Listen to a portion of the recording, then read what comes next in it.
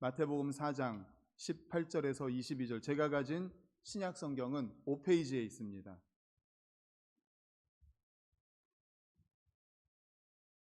예, 우리 다 같이 읽겠습니다. 시작. 갈릴리 해변에 다니시다가 두 형제 곧 베드로라 하는 시몬과 그의 형제 안드레가 바다에 금을 던지는 것을 보시니 그들은 어부라. 말씀하시되 나를 따라오라. 내가 너희를 사람을 낚는 어부가 되게 하리라 하시니 그들이 곧 그물을 버려두고 예수를 따르니라. 거기서 더 가시다가 다른 두 형제 곧 세베대 아들 야고보와 그의 형제 요한이 그의 아버지 세베대와 함께 배에서 금을 깁는 것을 보시고 부르시니 그들이 곧 배와 아버지를 버려두고 예수를 따르니라. 아멘. 할렐루야. 아멘. 우리 주변에 계신 분들과 감사합니다, 미안합니다, 사랑합니다 하고 인사하겠습니다. 감사합니다, 미안합니다, 사랑합니다, 감사합니다, 사랑합니다. 예, 어디 보니까 이게 사람이 하면 좋은 말 세 마디라고 하더라고요. 그래서 감사합니다, 미안합니다, 사랑합니다로 인사하는데 여기서뿐만 아니라 어디서든지 이렇게 고백할 수 있으면 좋겠습니다. 오늘은 마태복음 4장 18절에서 22절을 본문으로 나를 따라오라 라는 제목의 말씀으로 함께 은혜를 나누고자 합니다. 예수님의 공생애의 본격적인 시작은 갈릴리 해변가에서 제자들을 부르시는 것으로 시작이 됩니다.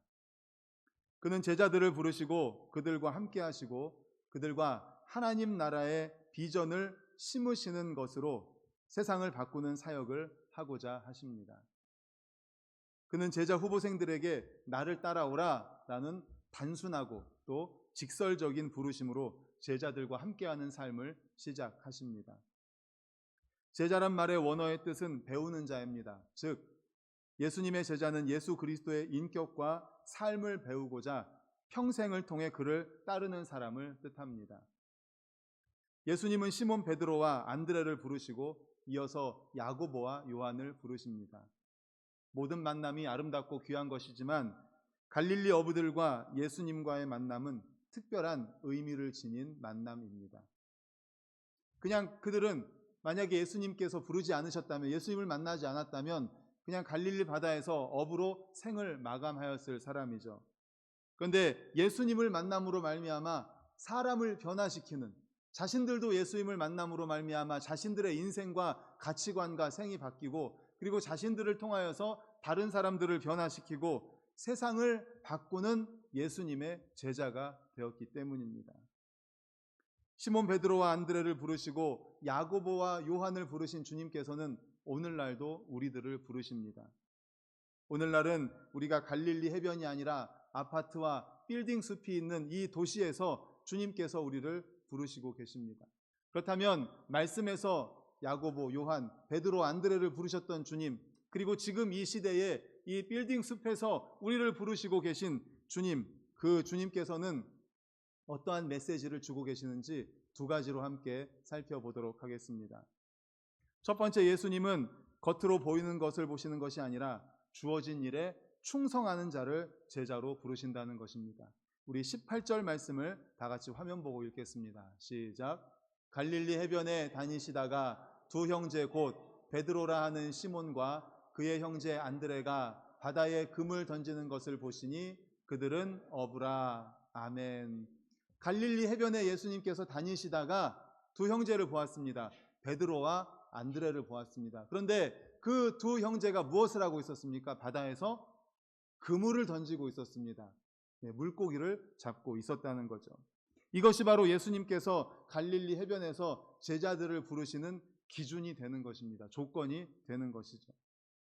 예수님께서는 당신의 지상 사역 이후를 대비하기 위해서 복음의 증인이 될 만한 제자들을 찾고 계셨습니다. 예수님께서 이 땅에 오신 목적이 뭡니까? 복음을 전하는 거잖아요. 영혼을 구원하는 것이잖아요. 말씀을 전해서 영혼을 구원하는 게 예수님의 사역입니다. 그리고 예수님께서 이제 공생의 사역을 마치면 승천하실 텐데 그 이후에 나를 대신해서 내 사역을 이어서 해야 되는 제자들을 찾고 계셨던 거예요. 복음의 증인으로서의 역할을 감당할 제자들을 찾고 계셨습니다. 그런데 이렇게 제자를 찾으면서 갈릴리 해변가를 다니고 계셨습니다. 아마 사람이 많이 있었겠죠. 여러 가지 일을 하고 있었을 것입니다.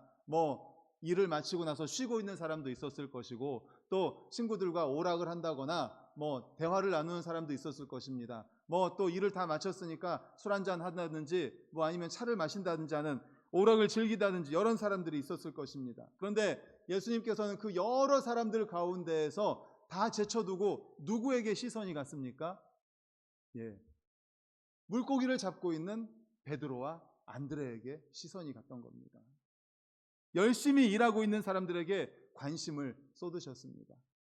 그리고 그 가운데 베드로와 안드레를 택하여서 금을 던지는 모습을 자세히 관찰하신 후에 그들을 제자로 부르셨습니다. 그들만 그랬습니까? 야고보와 요한도 그랬습니다. 우리 이어지는 21절을 화면 보고 같이 읽겠습니다. 시작. 거기서 더 가시다가 다른 두 형제 곧 세베대의 아들 야고보와 그의 형제 요한이 그의 아버지 세베대와 함께 배에서 금을 깁는 것을 보시고 부르시니 아멘. 거기서 더 가시다가 야고보와 요한을 봤는데 아버지와 함께 배에서 금을 깁고 있었다라는 것입니다. 이것은 주님의 부르심과 관련하여 중요한 사실을 교훈해 줍니다. 그것은 주님은 자기의 본분에 충실한 자, 중심으로 성실한 자, 중심으로 자신에게 맡겨진 일에 최선을 다하는 자를 제자로 부르신다는 사실을 믿으시기를 간절히 축원합니다. 아멘. 그렇습니다. 사실 복음을 증거한다는 일은 대단히 어렵고 고된 노동입니다. 왜냐하면 한 사람에게 복음을 전해서 그러하여금 주님 앞으로 나오게 하고 또 주님의 제자가 되게 하는 이 일은요, 정말 힘들고 어려운 일입니다. 믿음의 뿌리를 교회에 내리게 하고 또 그러하여금 봉사하게 하고 정말 주님의 제자가 되게 하고 너무너무 어렵습니다. 거기까지 가기 전에 교회에 오게 하는 것조차도 정말 힘들죠. 아마 많이 경험해 보셨을 겁니다. 우리가 태신자 전도 운동, 행축 전도 하지 않습니까? 그러면은 우리가 마음으로 태신자를 잉태를 해요.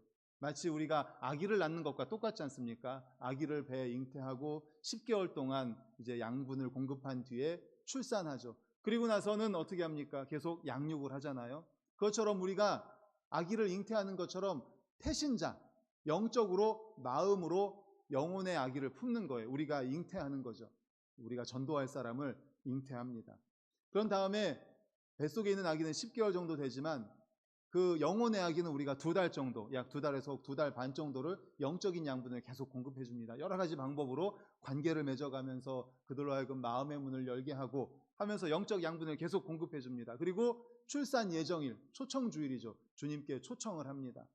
그리고 복음 제시를 하고 복음을 받아들이도록 합니다. 그리고 받아들이신 분들은 또 계속 교회에 나올 수 있도록 하고 등록하고 이런 과정을 거치죠. 가장 바람직하고 모범적인 전도 방법입니다. 그런데 우리가 잉태한 태신자들이 다 오던가요? 안 오죠? 모르세요? 태신자를 잉태해가지고 얼마나 우리가 간절하게 이렇게 오도록 권면을 합니까? 열심히 전도하고 또 그들에게 차도 사드리고 밥도 사드리고 선물도 갖다 드리고 편지도 쓰고 기도하고 엄청나게 열심히 합니다. 눈물 흘리면서 간절히 금식 기도도 하고 작정 기도도 하고. 그런데 잘 오던가요? 쉽지 않습니다. 영혼 구원한다는 것, 전도한다는 것, 복음 전해서 그들을 주님의 제자 만든다는 것 너무너무 힘이 듭니다. 심지어 가까이에 있는 가족 더 힘들죠. 가족이 제일 힘듭니다. 다른 거는 말 잘 들어도 교회 오라는 건 그렇게 말을 안 들어요. 왜 그랬는지 모르겠습니다. 정말 가족 구원하는 게 제일 힘듭니다. 이렇게 복음을 전하고 주님에게로 인도하고 또 복음을 받아들이고 영혼 구원받게 하는 게 너무너무 힘이 듭니다. 그래서 사도 바울은 뭐라고 얘기했냐면 해산의 수고다 이렇게까지 표현을 했습니다. 갈라디아서 4장 19절 우리 화면을 보고 같이 읽겠습니다. 시작. 나의 자녀들아 너희 속에 그리스도의 형상을 이루기까지 다시 너희를 위하여 해산하는 수고를 하노니 아멘. 해산하는 수고 얼마나 고통입니까? 그리고 그 전에 10개월 동안 아기를 잉태해서 이렇게 양육한다는 것이 그 뱃속에서 10개월 동안 데리고 있는다 해서 얼마나 힘이 듭니까? 그리고 해산하는 고통은 얼마나 큽니까? 그렇기 때문에 이렇게 힘겹고 어려운 복음 증거를 위해서 하나님은 결코 게으르거나 무책임한 사람을 사용하지 않습니다. 하나님은 언제나 자신에게 맡은 일에 최선을 다하는 사람, 자신의 맡겨진 일에 책임감을 가지고 일하는 사람을 불러 쓰십니다. 이것은 성경에서 분명히 말씀하고 있습니다. 오늘 말씀뿐만 아니라 모세를 부르실 때도 그랬습니다. 출애굽기 3장 말씀 보여주십시오. 모세가 그의 장인 미디안 제사장 이드로의 양떼를 치더니 그때 그 떼를 광야 서쪽으로 인도하여 하나님의 산 호렙에 이르매. 그리고 하나님이 부르시지 않습니까? 엘리사를 부르실 때도 마찬가지입니다. 그 다음 말씀 보여주십시오. 엘리사가 거기서 떠나 사밧의 아들 엘리야가 떠나서 엘리사를 만나니 그가 12겨리소를 앞세우고 밭을 가는데, 엘리사가 밭을 갈고 있을 때 엘리야가 그를 제자로 부릅니다.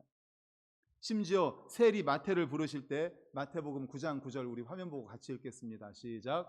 예수께서 그곳을 떠나 지나가시다가 마태라 하는 사람이 세관에 앉아 있는 것을 보시고 이르시되 나를 따르라 하시니 일어나 따르니라. 아멘. 세리 마태를 부르실 때도 그 세리 마태가 세관에서 일을 하고 있었습니다. 다윗은 어떻습니까? 기름 부어서 왕으로 세우려고 할 때 다윗이 어떻게 하고 있었습니까? 하나님께서 사무엘을 이제 사울이 하나님 말씀에 불순종해서 사울을 버리고 그리고 새로운 이스라엘의 왕을 세우려고 이제 이새의 집으로 보냅니다. 이새의 아들 가운데 왕을 세우려고 하는 거죠. 7명의 아들이 쭉 왔습니다. 사무엘이 한 명 한 명 보는데 아니라는 거예요. 하나님께서는 이들을 택하지 않으셨습니다. 혹시 다른 아들이 있지 않습니까? 묻습니다. 사무엘상 16장 11절 다 같이 화면 보고 읽겠습니다. 시작. 또 사무엘이 이새에게 이르되 내 아들들이 다 여기 있느냐? 이새가 이르되 아직 막내가 남았는데 그는 양을 지키나이다. 여기까지 보겠습니다. 이새의 아들, 막내 아들 다윗이 뭐 하고 있었어요? 양을 지키고 있었습니다. 아버지가 맡겨주신 양떼를 끝까지 지키고 있었습니다.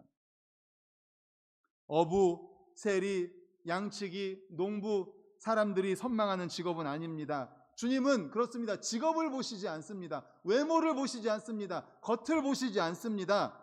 주님은 자기 일에 충실한 사람, 직업과 본분에 충실한 사람들을 불러서 주님은 제자로 삼으신다는 사실을 믿으시기를 간절히 축원합니다. 바로 그런 사람들이 주님께 쓰임 받습니다. 주님께 쓰임 받는다는 것이 얼마나 귀한 일인지 모릅니다. 왜요? 주님의 사역을 함께하는 거예요. 주님의 역사, 기적의 역사를 경험하게 되는 것입니다. 미국 오하이오 주에 부자인 테일러가 있었습니다. 그런데 그 부자인 테일러 집에 어떤 청년이 일을 하러 왔습니다. 짐이라는 17살 청년인데 자기는 건초더미에서 창고에서 자도 되니까 저 좀 이렇게 일할 수 있도록 좀 일자리를 좀 주십시오. 그래서 이 창고에서 먹고 일할 수 있도록 이 테일러가 그렇게 허락을 합니다. 그래서 열심히 일했습니다. 정말 최선을 다해서 정성껏 일을 했습니다. 3년을 일을 했습니다. 그러는 사이에 이 테일러의 외동딸이 있는데 그와 이제 마음이 통한 거죠. 사랑을 하게 됩니다. 그랬더니 이 테일러가 아니 가난하고 보잘것도 없고 아무것도 없는 것을 받아줬더니 열심히 일한다 싶었더니 보니까 내 딸하고 연애질을 해? 화가 나가지고 이 테일러를 두들겨 패가지고 쫓아냅니다. 아무것도 가지지 못하고 그냥 쫓아냅니다. 35년이 지났습니다. 이제 그 창고를 헐어서 새롭게 건물을 만들기 위해서 창고를 헐다가 보니까는 그때 두들겨 맞고 쫓겨났던 그 짐의 가방이 있었던 거예요. 그 짐의 가방을 열어보니까 그 안에 책이 있었어요. 그런데 그 책의 뒤에 짐의 본명이 적혀 있었는데 그 본명이 뭔가 하니까 제임스 아브라함 가필드라는 이름이었습니다. 이 제임스 아브라함 가필드가 누군가 하면 그 당시에 대통령이었어요. 대통령. 예, 사진을 준비했습니다. 한번 보겠습니다. 예, 제임스 아브라함 가필드. 그 짐 아무것도 없어가지고 그 창고에서 일을 하면서 먹고 자고 했었던 그 짐이 35년 뒤에 대통령이 됐던 거예요. 인터넷을 찾아보니까 매맞고 농장에서 쫓겨난 대통령, 미국 역사상 가장 가난한 집 출신 대통령, 이렇게 이 제임스 아브라함 가필드 대통령을 이야기하고 있더라고요. 성실하게 일하지 않습니까? 3년 동안 건초 더미에서 창고 집에서 지내면서 성실하게 최선을 다해 그랬는데 그것을 무시하고 결국 35년 뒤에 대통령이 됐는데 사위가 될 수도 있었지 않습니까? 그 중심을 보지 못했던 거죠. 사위가 될 기회를, 사위로 맞을 기회를 놓친 겁니다. 사랑하는 성도님들, 이 사실을 분명히 기억하시면서 오늘 말씀을 기억하십시다. 우린 어떻습니까? 우리에게 맡겨진 일에 최선을 다하고 계십니까? 우리에게 맡겨진 사명에 최선을 다하고 계십니까? 혹시 겉으로 보이는 것만, 겉으로 보이는 것에만 열심히 하는 척하고 계시진 않습니까? 우리 주님이 가장 싫어하는 게 뭐예요? 바리새인들을 왜 책망하셨습니까? 이 회칠한 무덤들아. 그게 뭐예요? 무덤이 뭡니까? 그 무덤 속에는 뼈가 썩어져 가고 있어요. 사람이 썩고 있습니다. 썩는 냄새가 납니다. 그런데 겉으로는 예쁘게 색칠을 해놓은 거예요. 겉과 속이 다른 것을 우리 예수님은 너무너무 싫어하십니다. 우리 하나님은요, 성경 처음부터 끝까지 어디를 보시는 분이세요? 중심을 보시는 분입니다. 사람은 외모를 보거니와 나 여호와는 중심을 본다. 우리 주님은 중심을 보시는 분이십니다. 중심. 그래서 예수님께서는 그 바리새인, 서기관, 사두개인 회칠한 무덤이라고 그렇게 책망을 하셨던 거예요. 겉으로만 예배하는 척, 사람들이 많은 곳에서 금식기도 하는 척, 속은 딴 생각을 하면서. 주님이 가장 싫어하는 게 바로 그거예요. 겉과 속이 다른 것. 사랑하는 성도 여러분, 그렇습니다. 그래서 주님은 제자들을 부르실 때 겉으로 보여지는 화려함을 보고 뽑으신 것이 아니에요. 그 사람의 중심에서부터 성실한 사람, 중심에서부터 최선을 다하는 사람, 중심에서부터 맡겨준 일에 열심을 다하는 그러한 사람을 제자로 뽑으신다는 사실을 기억하시면서 우리 모든 성도님들도 맡겨진 일에, 우리에게 주어진 일에 책임감 있게 마음 중심에서부터 최선을 다함으로 주님께 쓰임받고 그리고 주님의 기적의 역사에 동참하는 우리 모두가 되시기를 간절히 축원합니다. 아멘. 그런가 하면 주님께서는 두 번째로 주시는 메시지가 있는데, 제자들을 훈련시키실 때 공동체로 훈련을 시키셨다는 겁니다. 예수님의 제자가 몇 명이죠? 12명입니다. 12제자. 그래서 12명의 제자를 선택을 하셨죠. 그리고 12명의 제자를 함께 훈련을 시키십니다. 함께. 도제라는 말이 있어요. 도제라는 말 들어보셨을 것 같은데, 도제는 스승 한 명이 한두 명만 딱 선택해서 그들에게 자기 기술을 전수하는 겁니다. 이게 도제라고 합니다. 그런데 예수님은 도제 훈련 방식이 아니라 공동체 훈련 방식을 선택을 하셨습니다. 단순한 기술만이 아니라 함께 생활하면서 인격과 삶을 전수한다는 의미에서 도제 훈련과는 구별된 훈련 방법이죠. 그렇다면 예수님은 왜 한두 명을 선택해서 집중적으로 기술을 가르쳐 주신 것이 아니라 12명의 제자들과 함께 생활하면서 그들에게 신앙과 삶을 알려주셨을까요? 예수님은 제자들이 자신에게 배울 뿐만 아니라 제자들 서로 간에 부딪히면서 모난 부분들을 다듬고 또 고쳐나가면서 서로 격려하고 서로 사랑하고 서로를 세워가는 가치를 중시하셨다는 사실을 믿으시기를 축원합니다. 아멘. 그래서 예수님의 말씀에는 어떤 말이 자주 등장하냐면 서로 이런 말이 자주 등장해요. 서로 사랑하라, 서로 용납하라, 서로 이런 말이 많이 등장을 합니다. 이렇게 예수님은 12명이라는 공동체의 구도 안에서 그들의 제자도를 세워가는 역할을 하셨던 것입니다. 아시겠지만 제가 성악을 전공을 했습니다.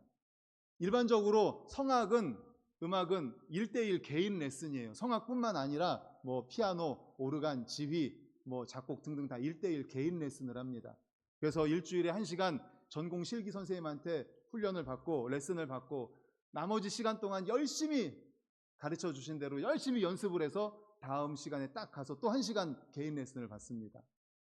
그런데 개인 레슨 말고 또 다른 레슨 방법이 있는데 이제 그룹 공개 레슨이라는 것도 있어요.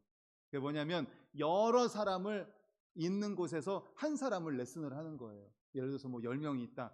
10명이 있으면 그 가운데 한 명을 불러서 나머지 사람들이 보는 가운데에서 레슨을 하는 거예요. 노래를 하게 하고 그리고 가르칩니다. 그러면 좋은 점이 많이 있습니다. 나와 있는 사람들이 보는 사람들이 보는 학생들이 저 학생은 저렇게 노래하는구나. 또 선생님은 저렇게 레슨을 하는구나. 저기 나 같으면 이렇게 부를 텐데. 혹 나 같으면 이런 부분 이렇게 보완할 텐데. 그리고 선생님이 가르치는 것을 보면서 저렇게 가르치니까 저런 장점이 있구나. 저렇게 가르치니까 이 학생이 이렇게 변화되는구나. 등등을 이제 배우는 것을 가르치는 것을 보고 훈련을 받는 거죠. 졸업 후에 이제 입시 레슨을 했다거나 또는 교회에서 개인 레슨을 했었는데 그렇게 가르치는 저 자신을 보면서 그래, 공개 레슨 했던 것이 나한테 굉장히 도움이 많이 됐구나. 그때 내가 스스로 생각했던 것, 수동적으로 그냥 받아들였던 것이 아니라 내가 생각하면서 배웠던 것이 굉장히 도움이 많이 됐구나, 이런 생각을 했었습니다. 도제라는 훈련 방식이 개인 레슨이라고 한다면 공동체 제자 훈련이 그룹 레슨과 비슷하지 않았을까, 이런 생각을 해보았습니다. 예수님께서는 제자들을 불러서 공동체 훈련을 시키신 것처럼 지금 주님은 우리를 반석 공동체로 부르신 줄로 믿습니다. 아멘. 이 시대에 주님께서는 우리를 부르셨어요. 그래서 반석 공동체 안에서 함께 생활하도록 하셨습니다. 이 큰 그룹이 있고 또 반석 공동체 안에 작은 공동체를 세워주셨습니다. 순이라는 공동체, 사역회라는 공동체, 또 찬양대라는 공동체, 찬양팀이라는 작은 공동체, 그리고 주일학교, 교사라는 작은 공동체, 또 부서, 무슨 부 하는 그런 작은 공동체들을 세워주셨어요. 왜 그랬을까요? 오늘 말씀입니다. 오늘 말씀. 이 큰 공동체 혹은 작은 공동체 안에서 서로를 세워주고 서로 용납하고 서로 용서하고 서로 사랑하고, 그리고 자기 자신은 다른 사람들을 보면서 자기 자신의 모난 부분을 깎고 다듬고, 그래서 공동체로서의 아름다운 모습을 만들어가게 하기 위한 것이죠. 그래서 교회는요, 팀워크가 중요합니다. 이 반석 공동체라는 전체 팀워크가 중요하고요. 찬양대, 찬양팀, 주일학교 교사, 안내, 순, 사역회, 이 작은 공동체의 팀워크가 굉장히 중요합니다. 하나가 될 때 하나님이 기뻐 받으시고 그 안에서 우리의 믿음도 자라고 인격도 자라고 신앙도 자라게 되는 거예요. 우리는 홀로 신앙생활을 해서는 안 됩니다. 혼자서 신앙생활을 할 수도 없습니다. 신앙생활은 함께합니다. 공동체로 하는 거예요. 교회 안에서 그래서 지체들을 돌아보고 서로 챙겨주고 세워주는 진정한 제자도가 이 작은 공동체 안에서 만들어지는 거죠.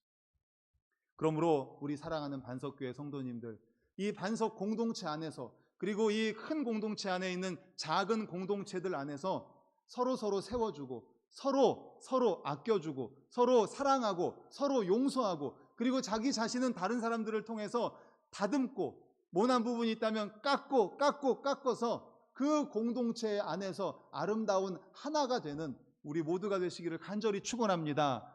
아름다운 제자도를 만들어가고, 그래서 그 안에서 힘을 얻어서 우리가 이 땅을 나가서 빛과 소금의 역할을 감당할 수가 있게 되는 거예요. 2001년에 5월 25일에 32세의 미국에 있는 시각장애인인 에릭 바이엔마이어가 8,850m나 되는 에베레스트 산 정상에 등정을 성공합니다. 사진을 보여주십시오. 이 청년입니다. 에베레스트 산 정상인이 올라가기도 힘든데 이분은 시각장애인이에요. 시각장애인. 전문 산악인 10명이 올라가도 한 명이 최정상의 등산을 성공할까 말까 한 곳이 에베레스트 산 아닙니까? 그런데 에릭은 13살에 망막 손상을 입습니다. 13살에 망막 손상을 입어서 시력을 잃었지만 자신의 장애에 굴복하지 않고 지속적으로 등산에 도전해서 시각장애인으로선 최초로 에베레스트 산에 등산에 성공합니다. 그런데 혼자서 가능했을까요? 절대 불가능하죠. 혼자서는 못했습니다. 팀이 있었습니다. 그를 도와주는 팀원들이 있었습니다. 그래서 에릭의 친구들은 무려 2년 전부터 준비를 했다고 합니다. 그러니까 2001년 5월이니까 1999년부터 시작해서 2년 동안을 에베레스트산을 등정하기 위해서 친구들과 함께 팀워크를 이루어가면서 작은 산부터 시작해서 준비해서 2년 만에 정상에 오른 거죠. 세상에 혼자 성공하는 법은 없습니다. 운동 경기에서도 주로 개개인의 기량보다 팀워크가 좋은 팀이 승리하지 않습니까? 예수님도 혼자 일하시지 않고 12명의 제자를 뽑아서 함께 일하셨습니다. 지난주에 말씀드렸던 중풍병자 4명의 친구들이 팀워크를 이루어서 중풍병자를 예수님 앞으로 데리고 왔습니다. 그래서 그 중풍병자 친구들의 믿음을 보시고 중풍병자를 고쳐주셨지 않습니까? 우리 명심하십시다. 혼자 일하는 것보다 하나 되어 잘하는 것을 하나님이 기뻐하신다는 사실 믿으시길 간절히 축원합니다. 아멘. 그래서 교회에서는요, 혼자 빨리 가는 것보다 조금 늦더라도 함께 가는 거예요. 하나 되어 함께 가는 겁니다. 혼자 빨리 가는 거 아닙니다. 우리 사랑하는 성도님들, 수에서 사역회에서 또 이런 작은 소그룹뿐만 아니라 큰 우리 반석 공동체 전체 혼자 빨리 가려고 혼자 신앙생활 하는 거 아니에요. 함께, 조금 느려도 함께 손잡고 가는 것 기억하시기를 간절히 축원합니다. 아멘. 이제 말씀을 정리하려고 합니다. 예수님께서 갈릴리 해변에서 제자들을 부르셨습니다. 베드로, 안드레, 야고보, 요한을 부르셨습니다. 그 부르실 때의 방법이 무엇이었습니까? 기준이 무엇이었습니까? 자신의 일에 중심으로 최선을 다하는 자, 자신에게 맡겨진 일에 성실하게 최선을 다하는 자를 주님께서 제자들로 부르셨습니다. 우리는 혹시 어떻습니까? 지금 이 시간 혹시 우리에게 맡겨진 일, 이거 남들한테 보이지도 않는데 뭐하러 해? 남들이 보지도 않는데 이거 대충 하지? 이런 마음 갖고 계십니까? 그렇다면 오늘 말씀을 통해서 우리 변화하십시다.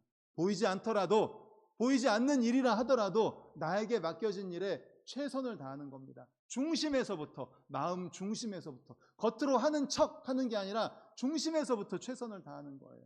우리 주님은 겉으로 보여지는 화려함보다 중심의 성실함을 보시는 분이라는 사실. 성경 전체를 통해서 우리 하나님은 어디를 보신다고요?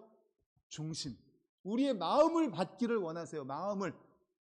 마음에서부터 우러나와서 찬양하고, 마음에서부터 우러나와서 봉사하고, 마음에서부터 우러나와서 교회를 청소하고, 마음에서부터 우러나와서 순 사역회를 돌보고 섬기는 거, 마음을 보신다는 사실을 기억하시고요. 두 번째는 제자들을 훈련시킬 때 공동체로 훈련을 시키셨어요.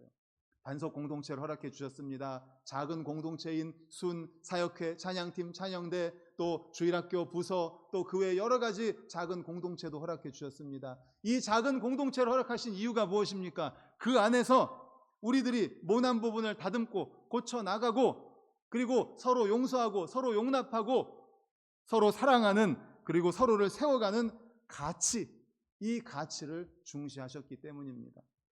그러므로 사랑하는 성도님들, 혼자 잘하는 것보다 하나 되어 잘하는 우리 반석교회 모든 성도님들 되시기를 간절히 축원합니다. 아멘. 이 시간에 우리 합심하여 통성으로 기도하시겠습니다. 주님께서 2가지 말씀 주셨는데 이 받은 말씀을 가지고 주여 한번 외치시고 통성 기도하시겠습니다. 주여.